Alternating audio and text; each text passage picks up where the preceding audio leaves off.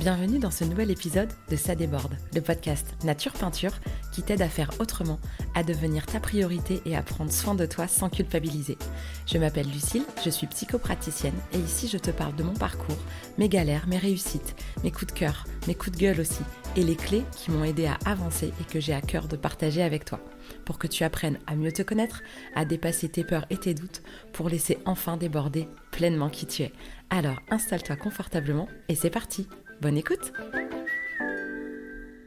Coucou, je suis ravie de te retrouver comme tous les vendredis pour un nouvel épisode de podcast. Et cette semaine, dans cet épisode solo, j'avais envie de revenir sur une phrase que je répète énormément. Bon, comme je le dis souvent, je suis pleine de phrases toutes faites et j'en ai un petit paquet. Un jour, je pourrais faire une conférence ou un livre ou une formation ou je sais pas quoi avec la liste de mes petites phrases toutes faites et de ce que je mets derrière ces phrases.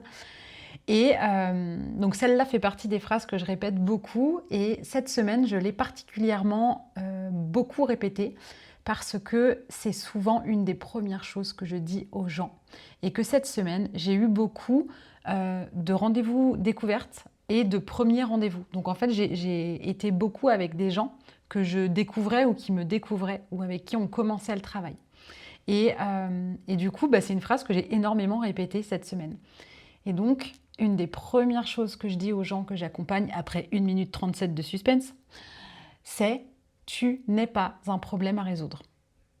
Ça a l'air simple, hein, je te le redis, tu n'es pas un problème à résoudre. Parce que bien souvent, les gens qui font la démarche d'aller mieux, de vouloir se sortir d'une espèce d'ornière, d'une impasse, d'une situation qui les fait souffrir, où ils ne trouvent pas la sortie, où ils n'ont pas la compréhension de qu'est-ce qui les maintient ou qu'est-ce qui les bloque pour pouvoir faire autrement. Et c'est là qu'un œil extérieur et un accompagnement fait toujours beaucoup de bien et fait gagner du temps. Et souvent, il y a cette idée qu'il y a quelque chose qui cloche. Il y a quelque chose qui cloche avec nous et il faut qu'on trouve le moyen de devenir la meilleure version de soi-même parce que la version actuelle est une version pourrie, obsolète et problématique.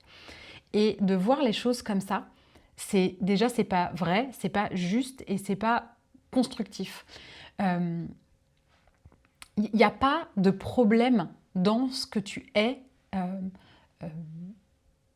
Il peut y avoir des problématiques avec certains comportements, avec l'accumulation de certains comportements, avec peut-être parfois ta façon de voir les choses qui va du coup rendre le quotidien plus problématique, plus tendu parce que ton état d'esprit va être déjà tendu, mais qui tu es profondément n'est absolument pas un problème. Je répète aussi beaucoup cette phrase quand je parle du thème. Et c'est vrai qu'en séance découverte ou dans mon accompagnement, la première séance, c'est l'étude du thème. Comme j'en ai eu plusieurs cette semaine, vraiment, je l'ai beaucoup répété. Dans tous les thèmes, il y a des points lumineux ou des points en tout cas avec un potentiel lumineux. Il y a des points qui sont plus neutres, c'est-à-dire qui vont à la fois venir activer, disons, on va dire les défauts d'une énergie ou les qualités. Et puis, il y a des points qui vont vraiment venir chercher le dark side d'une énergie. Parce que c'est le fonctionnement en fait de ce point précis qui se pose à un endroit. Et donc, en général, moi, ces points-là, j'en parle, c'est la lune noire et le karma ou le nœud lunaire sud, le nœud sud. Ces 2 points où particulièrement je sais que ces énergies vont être dégradées dans la manière d'être vécues par la personne, avec tout un champ d'expérience qui va avec. Je te donne un exemple, si on prend le bélier qui est le premier, comme ça, on ne cherche pas midi à 14h, on prend le premier.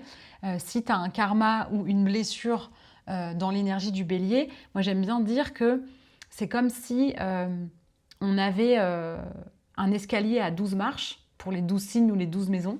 Et la lune noire, ça va faire comme si on ratait la marche en question, enfin comme si en fait la marche en question manquait surtout. Et que du coup, il y a comme un trou, il y a comme je tombe un peu dans le vide à cet endroit-là. Donc si c'est le bélier, il manque en gros la première marche de ton escalier. Si c'est le taureau, il va manquer la deuxième marche de ton escalier.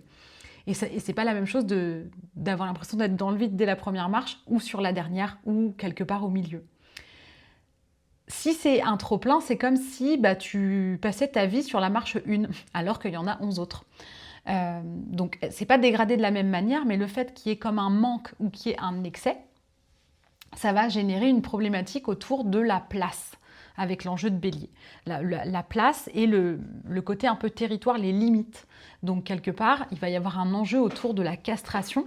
Est-ce que je suis castrée dans mon élan? Alors ça peut être dans la parole, dans les envies, dans la motivation, de ne pas avoir d'élan, de ne pas se sentir à sa place, de toujours que ses limites soient toujours dépassées parce que tout simplement on a une problématique pour poser ses limites, etc. Donc c'est vrai que quand je commence à parler de la lune noire ou du karma, c'est en des termes plutôt négatifs parce que je vais un peu faire un état des lieux du type de souffrance ou de ressenti souffrant que peut être en fait celui de la personne que j'ai en face de moi. Et donc, souvent, la phrase qui vient avec, c'est d'accord, mais du coup, genre, ça va rester comme ça tout le temps ou comment je résous ce problème-là? En fait, c'est pas un problème à résoudre. Et c'est là que je sors ma phrase. Tu n'es pas un problème à résoudre. Ton thème est comme ça. Ton jeu de cartes est composé de cette manière-là. Ce sont ça tes cartes, c'est avec ça que tu joues et c'est pas problématique. Ton jeu, ta carte, ton thème, peu importe la métaphore, n'est pas un problème. Tu n'es pas un problème. Par contre, si on garde la métaphore du jeu, il se peut que la manière dont tu utilises ton jeu et la manière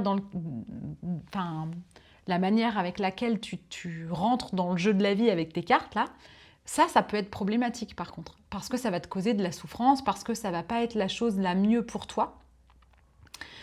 Et donc c'est là où ça devient intéressant de mieux connaître ces enjeux conscients, inconscients, de mieux connaître toute cette idée inconsciente de ce qui se passe à l'intérieur de nous. Parce que ça permet de regarder les choses autrement, de s'autoriser à faire les choses différemment, parce que du coup on va comprendre pourquoi on les fait de telle manière, et donc on va commencer petit à petit à pouvoir s'autoriser à les faire autrement, d'une autre manière. Alors ça demande un effort, ça demande de l'énergie, c'est clair et net, mais la bonne nouvelle, c'est que en arrêtant de croire que tu es un problème et en arrêtant de lutter contre ce que tu es profondément, tu récupères de l'énergie. Parce qu'en fait, c'est hyper fatigant, et on le fait tous, hein. Moi la première, il y a encore, je le fais moins qu'avant, ou en tout cas je me vois faire plus vite, donc je rectifie le tir plus vite, mais il y a encore des sujets sur lesquels c'est plus difficile et où je vais avoir cette tendance à lutter contre ce que je suis, contre ce qui serait mon élan premier. Parce qu'en fait, c'est comme si au fil des années, c'est la sensation que j'ai un peu, c'est que l'enfant, quand on est enfant, on est spontané, on est, je pense, assez proche de ce qu'on est fondamentalement, parce qu'on n'a pas de filtre, on n'a pas de frein, on n'a pas de peur. Et en grandissant, il y a des couches comme ça successives de culpabilité, de peur, de honte, etc., qui viennent se mettre les unes par-dessus les autres et qui viennent un petit peu étouffer, écraser nos élans premiers et ce qu'on aurait envie de faire spontanément à un point tel que parfois on a complètement oublié. Donc comme je disais, moi aussi je peux avoir encore tendance, et on est nombreux à faire ça, à empêcher ce que je suis spontanément. Et donc, mais c'est pas forcément conscient, hein, mais il y a cette tendance à retenir qui on est, à s'empêcher d'être comme on est, à se reprocher ce qu'on est. Je me souviens d'une cliente qui avait beaucoup de vierges dans son thème. Je ne sais plus quoi exactement, mais il y avait vraiment beaucoup de points importants qui étaient dans la Vierge. Et elle se trouvait très chiante et très... elle se trouvait rabat-joie et elle trouvait qu'elle manquait de fun. Et elle essayait de se forcer à pas tout prévoir, tout organiser. Donc en fait, elle le vivait hyper mal. Et en fait, je lui ai fait prendre conscience qu'elle gaspillait une énergie hallucinante à se battre contre ce qu'elle était fondamentalement. Plutôt que de vouloir s'empêcher ça et finalement de se mettre dans un quotidien qui ne lui correspondait pas, je lui ai appris à voir autrement cette énergie de la Vierge et à honorer cette énergie de la Vierge et à prendre le temps, justement, de bien poser les choses comme elle en a besoin, de le faire une bonne fois pour toutes et à chaque fois qu'il y en a besoin. Et comme ça, le reste du temps, elle avait toute la latitude pour être beaucoup plus légère, beaucoup plus cool, parce que finalement, hyper rassurée dans son fonctionnement parce qu'elle avait pris le temps d'honorer cette énergie de Vierge qui demande voilà, de l'organisation, de la minutie, de la précision, de l'anticipation, etc. Bah, ça lui a fait un bien fou en fait d'arrêter d'aller contre sa nature. Et donc c'est ça l'idée, c'est que plus on va se comprendre, et pour ça je trouve que l'astrologie c'est vraiment un outil hallucinant, plus on va se comprendre, plus on va pouvoir honorer ce qu'on est et pas forcément lutter, pas forcément forcer, pas forcément se reprocher notre façon de faire ou notre façon d'être. Et en fait, ça fait vraiment récupérer énormément d'énergie parce qu'on sous-estime vraiment l'énergie que ça prend de s'empêcher d'être soi-même, en fait, de se retenir, de tout faire pour pas déborder qui on est. En fait, ça épuise, mais vraiment, plus on lâche les vannes un peu, plus on laisse venir ce qui vient de manière spontanée, moins on est fatigué, puisque la partie de l'énergie qu'on utilisait pour retenir des parts de nous, bah, finalement on la récupère. Et c'est le même principe avec nos enjeux profonds, nos émotions et nos souvenirs cristallisés, les parts de nous qu'on a peur de regarder en face. Et en fait, ça prend une énergie dingue. L'image que je donne souvent pour ça, c'est d'avoir les deux mains sur le couvercle d'une cocotte minute prête à péter pour essayer d'empêcher le couvercle de se soulever. Bah, ça prend une énergie folle en fait de faire ça. À partir du moment où on a lâché et que le contenu de la cocotte minute a pu s'échapper et a pu circuler, bah, toute l'énergie qu'on utilisait à maintenir le couvercle, finalement, c'est de l'énergie qu'on récupère. D'où l'intérêt de venir libérer aussi dans les profondeurs. Mais avant même de parler des profondeurs, juste dans la manière d'agir, dans la manière de se regarder, dans la manière de se juger et de se contempler, on peut déjà récupérer de l'énergie en arrêtant de se reprocher profondément qui on est et de croire que le problème vient de nous et que du coup, de ce qu'on est profondément et que donc il va falloir apprendre à modifier ce qu'on est. C'est pas ça. Autant, je sais que c'est insupportable cette phrase, mais je la dis quand même, les solutions, enfin, c'est même pas des solutions puisqu'il n'y a pas de problème. Il n'y a pas de solution puisqu'il n'y a pas de problème. Mais effectivement, tout part de nous. Tout part de soi, tout part de l'intérieur et se projette sur l'extérieur ou en tout cas attire à l'extérieur des situations qui vont faire écho à ce qui se passe à l'intérieur. Donc tout part de nous. Donc effectivement, si on est dans une période de vie avec beaucoup de problématiques, ça se comprend de penser qu'au bout d'un moment, c'est nous le problème. Mais c'est pas tant nous que le regard qu'on porte ou que notre manière de nous comporter. Et un regard ou un comportement, ça se change. Ça se modifie, ça se tempère, on peut apprendre à faire autrement, apprendre à regarder autrement, mais pas changer fondamentalement qui on est, ou en tout cas pas essayer de lutter contre ce qui fait de nous ce qu'on est profondément. Ça me fait penser aussi à une jeune femme que j'ai rencontrée et avec qui j'ai échangé il y a quelques semaines et aujourd'hui encore, au moment où j'enregistre le podcast, j'étais avec elle encore tout à l'heure, où elle a un enjeu très fort en bélier et un karma de taureau. Donc c'est un karma vraiment d'inertie, où on va rester à faire un peu la même chose, à persévérer, à endurer plutôt qu'à être dans l'endurance. Donc elle a un peu un réflexe comme ça. Et elle a un enjeu de lune noire dans le bélier, donc avec cet enjeu de place et cet enjeu aussi d'élan premier. Donc elle croit que c'est vide à cet endroit-là, mais en réalité, c'est aussi son excellence et c'est là où elle a toute son excellence, c'est d'avoir cet élan incroyable à l'intérieur d'elle, tellement que ça peut être communiqué aux autres. Et elle fait de l'accompagnement. Et du coup, quand elle me parlait de sa manière d'accompagner, elle se disait... Il y avait quelque chose de l'ordre de j'aimerais bien quand même, j'ai toujours l'impression que je ne vais pas au bout des choses, qu'il faut quand même que je persévère, que j'aille au bout et que je fasse perdurer par exemple une offre ou quelque chose. Et moi, en regardant son thème, je lui dis en vrai, je ne suis pas si sûre de ça. Parce que c'est très karmique de rester dans ce que tu connais, de continuer alors qu'en fait ça te fatigue et que tu as envie de nouveauté.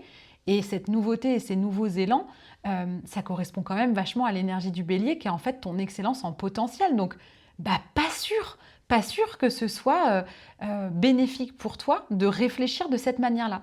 Et du coup, je l'ai re-eu au téléphone aujourd'hui et elle me disait, en fait, depuis que tu m'as dit ça, eh ben, j'ai modifié mon offre. Je fais quelque chose de plus court parce que je sens en fait tout l'élan que j'ai envie de donner aux gens. Mais quelque part, elle a cette capacité à donner l'impulsion, à faire en sorte que les gens se mettent en action, enclenchent des choses pour que ça change. Mais après, que les personnes en fait prennent en main la poursuite de leur objectif et de ce qu'ils ont amorcé avec elles. Mais elle, ça va pas forcément être sa zone d'excellence que d'accompagner dans la durée. Alors que moi qui suis taureau, profondément taureau avec plusieurs planètes en taureau aussi, même si j'ai aussi du monde dans le scorpion, moi au contraire, moi j'ai besoin de prendre le temps d'aller au fond des choses, de prendre le temps de faire le chemin. Et donc moi d'avoir une offre qui s'étale plutôt sur 6 mois et où il y a une grande continuité.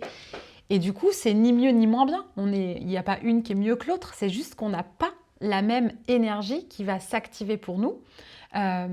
Et c'est toujours intéressant d'avoir cette notion-là en tête, je trouve.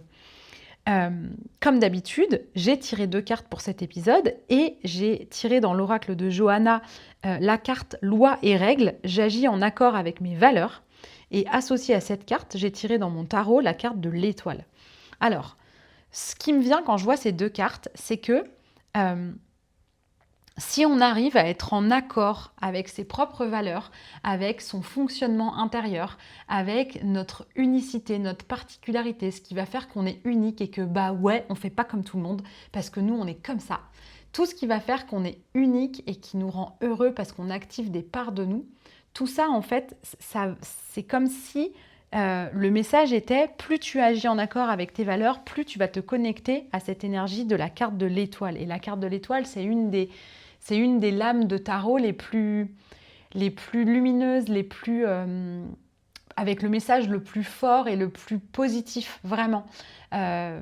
Il y a quelque chose de l'ordre d'être connecté. D'ailleurs, le dessin, c'est une jeune femme à genoux. Je l'ai eu l'autre jour, cette carte-là, en même temps que la carte des lignées, donc je l'ai déjà décrite. C'est une jeune femme à genoux qui tient un fil lumineux dans ses mains et ce fil, en fait, semble s'enfoncer dans la terre. Et en même temps, il monte et il est connecté à une étoile hyper brillante. On pourrait presque croire un soleil. Mais c'est la nuit, donc on dirait quand même plutôt une étoile extrêmement lumineuse. Bon, puis la carte s'appelle l'étoile, donc je pense que c'est plutôt une étoile. Enfin, quoique le soleil est une étoile, ceci dit. Bon, bref, je vais pas trop digresser. Je vais essayer de pas faire un épisode trop long. Et donc, pour moi, il y a cette idée que quand on s'autorise à s'accorder avec qui on est, au lieu de faire de la fausse note et de dissonner entre ce qu'on vit à l'intérieur et ce qu'on manifeste à l'extérieur, et plus ça va être en harmonie entre ce qu'on vibre et ce qu'on vit à l'intérieur et que du coup on arrive à manifester à l'extérieur, parce qu'on va se laisser traverser tout simplement, plus on va se retrouver connecté à cette énergie de l'étoile qui porte en elle un enjeu de miracle un peu. Il y a un peu cette idée-là avec cette carte de l'étoile, de quelque chose de plus grand que nous, de quelque chose d'un peu magique. Et moi, je vois ça beaucoup dans les accompagnements. Plus les gens vont s'aligner avec là où ils en sont, avec lucidité, avec cette histoire de système nerveux en mode vagal où on est dans un état de lucidité. Ça ne veut pas dire qu'on va super bien et que tout est beau, merveilleux dans le monde des bisounours. Ça veut juste dire que quand on arrive à avoir une réelle lucidité sur ce qui se joue à l'intérieur de nous, dans l'instant T, là, dans le présent, et qu'on arrive à le regarder avec une certaine forme de sécurité intérieure, ça ne veut pas dire de kiff, encore une fois, mais de sécurité intérieure, je trouve que la magie opère parce que dans ces moments-là, on agit pour nous-mêmes et ça ne veut pas dire, encore une fois, agir contre les autres ou agir pour les autres, pour les arranger, pour qu'ils nous trouvent sympas, pour que la relation se passe bien. Ouais, toutes ces fois où on porte notre réflexion sur l'extérieur, sur les autres, ce qui, encore une fois, me faites pas dire ce que j'ai pas dit. Je dis pas qu'il faut pas tenir compte des autres et qu'on s'en fout et qu'on agit tout seul dans son coin. C'est pas ça l'idée. C'est juste que quand on pose des intentions, des choix, des actes, des paroles pour soi, juste pour soi, l'espace entre nous et la personne qui reçoit ce qu'on dépose, énergétiquement, il est clean parce qu'il n'y a pas d'attente en fait. Il n'y a pas d'attente, il y a juste un besoin de dire les choses.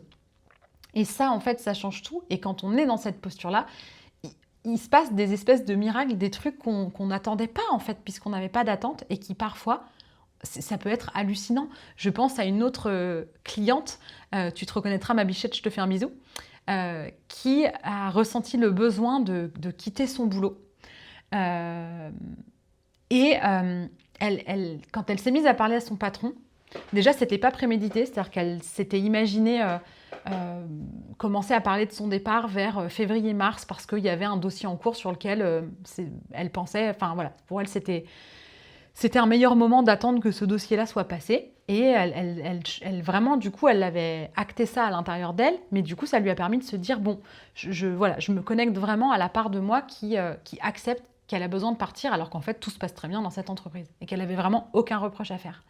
Et puis finalement, au mois de décembre, son patron lui dit « Ah bah tiens, il faut qu'on parle d'un dossier. » Et en fait, elle s'est rendue compte qu'en fait, elle était déjà partie. Enfin, qu'elle se sentait comme plus concernée. Et du coup, elle a sauté sur l'occasion de dire « Bah écoute, je crois que je ne vais pas rester. » Et en disant ça, donc elle lui explique, elle lui dit voilà, j'ai eu une année où il s'est passé beaucoup de choses, je suis fatiguée, j'ai besoin d'avoir du temps pour faire tout le chemin que j'ai besoin de faire intérieur, et voilà, je vais avoir besoin de partir. Et donc c'est ça, cet état de lucidité. C'est pas le meilleur moment de sa life, hein, parce que justement, une année compliquée, de sentir qu'il y a ce besoin de temps pour faire un peu le point et pour digérer tout ce qui s'est passé, c'est pas le grand kiff, mais il y a cette sécurité intérieure. Là, c'était vraiment en mode vagal, en mode sécurité, en mode, voilà, donc la réponse de son patron a été assez classique au départ, de dire, ah bon, mais enfin, est-ce qu'il y a un problème, est-ce qu'il y a quelque chose qu'on peut améliorer ou je sais pas quoi. Ce à quoi elle a répondu, non, pas du tout, ça n'a vraiment rien à voir ni avec vous, ni avec le travail, ni l'ambiance, ni rien, tout va bien. C'est vraiment juste pour moi, là, j'ai besoin de souffler, donc je vais partir. Donc, elle est en train, littéralement, de poser sa démission. Et là, parce qu'elle le fait pour elle, juste pour elle, sans aucune attente, parce qu'elle est connectée à ce dont elle a profondément besoin, bah, il y a eu une sorte de petit miracle, parce que ce que son patron a proposé derrière, c'est juste lunaire. Je n'ai jamais vu ça. Il lui a proposé de faire une rupture conventionnelle plutôt qu'une démission, pour qu'elle ne parte pas sans rien. Que du coup, il allait ajouter un mois de salaire supplémentaire à la prime de départ, parce que, étant donné qu'elle avait aussi besoin de temps, c'était bien d'être quand même un maximum en sécurité financière pour justement pas venir générer du stress. Et que la période de préavis, il était bien évident qu'elle allait rester chez elle pendant que la période de préavis courait. Des patrons qui disent des trucs pareils, il n'y en a pas beaucoup. Et c'est pas parce qu'il n'y a pas des patrons humains et arrangeants, c'est parce qu'il y a peu de gens qui arrivent dans une discussion dans l'état d'alignement avec elle-même que l'était ma cliente en fait. Et ça ouvre à des formes un peu de miracle, à des formes de... Moi, je trouve que c'est l'illustration concrète de cette phrase « Aide-toi, le ciel t'aidera ». Je trouve qu'il y a vraiment, derrière l'idée de « tu n'es pas un problème à résoudre », j'entends vraiment ça, c'est-à-dire « aide-toi ». Connais-toi, accompagne-toi, écoute-toi, prends soin de toi, prends des décisions en fonction de toi, de là où tu en es, de ce que tu as profondément besoin.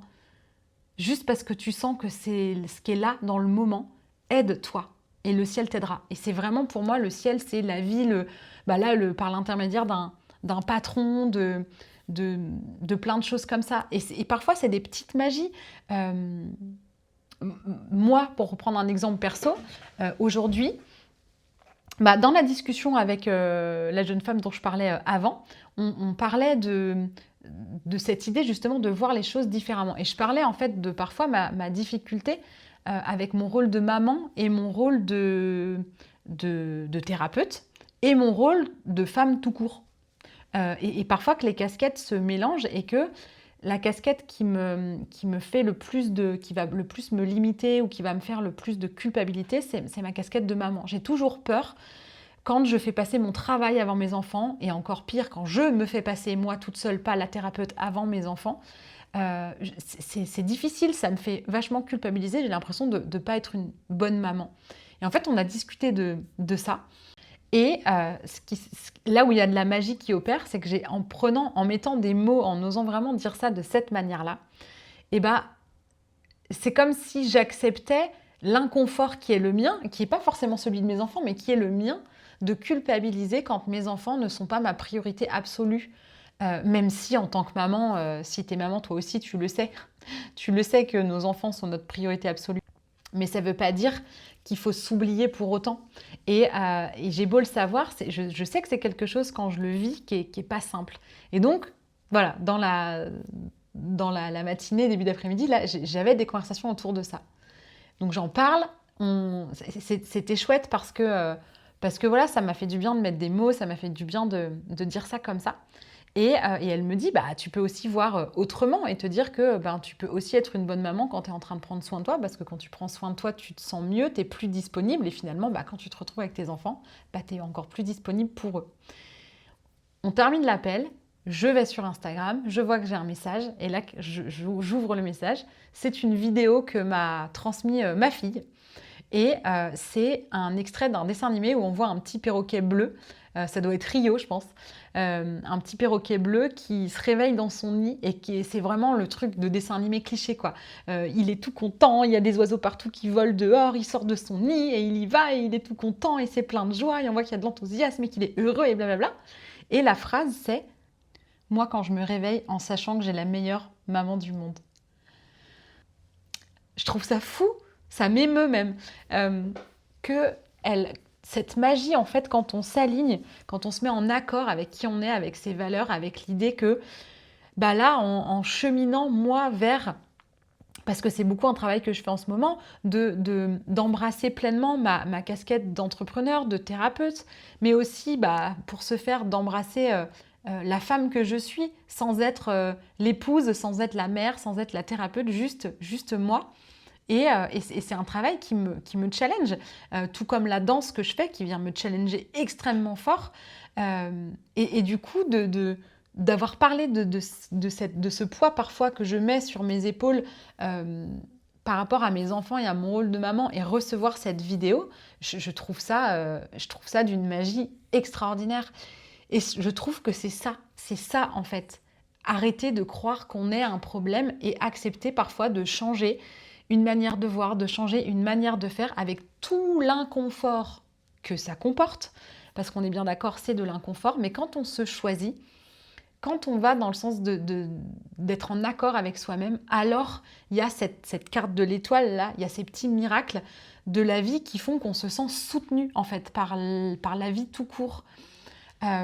Donc pour moi, c'est vraiment important si à l'issue de cet épisode, tu arrives ne serait-ce qu'à juste te prendre en flagrant délit des moments où tu te considères comme étant un problème et que tu puisses te demander et si tu pouvais voir ça autrement et si tu pouvais entendre que tu n'es pas un problème à résoudre. Quand tu sens que tu as l'impression d'être problématique, dis-toi et si j'étais pas un problème à résoudre pour pouvoir voir les choses autrement et arrêter d'être dur avec toi et commencer ce grand pas vers l'indulgence. Ça, c'est un des gros morceaux qu'on travaille aussi en accompagnement, d'apprendre l'indulgence envers soi. Et on a beau le savoir, il y a un espèce de réflexe de se juger qui est hallucinant et on ne se voit pas forcément faire. Et donc c'est tout un apprentissage que de devenir indulgent.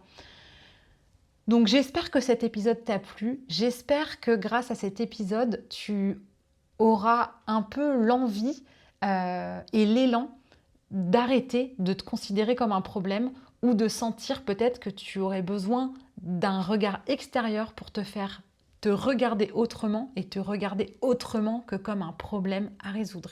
Et si tu sens que tu as besoin d'aide, je peux t'aider avec mon accompagnement ou avec au moins la découverte de ton thème astral qui peut déjà te donner des grandes clés de compréhension et t'aider à ne plus te voir comme un problème, mais à regarder autrement toutes les choses qui font qui tu es. Comme tous les vendredis, je te remercie de ton écoute et de ta fidélité et je te dis à la semaine prochaine.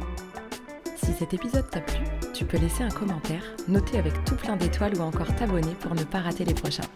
Tu peux aussi partager cet épisode pour que d'autres personnes osent laisser déborder qui elles sont vraiment. Et si tu veux en savoir plus sur ma manière de travailler, mes outils et les accompagnements que je propose, rendez-vous sur ma page Instagram L'Oreille et la Plume ou sur mon site internet. Merci beaucoup de ton écoute et de ton soutien. Passe une belle journée ou une belle soirée et on se retrouve bientôt.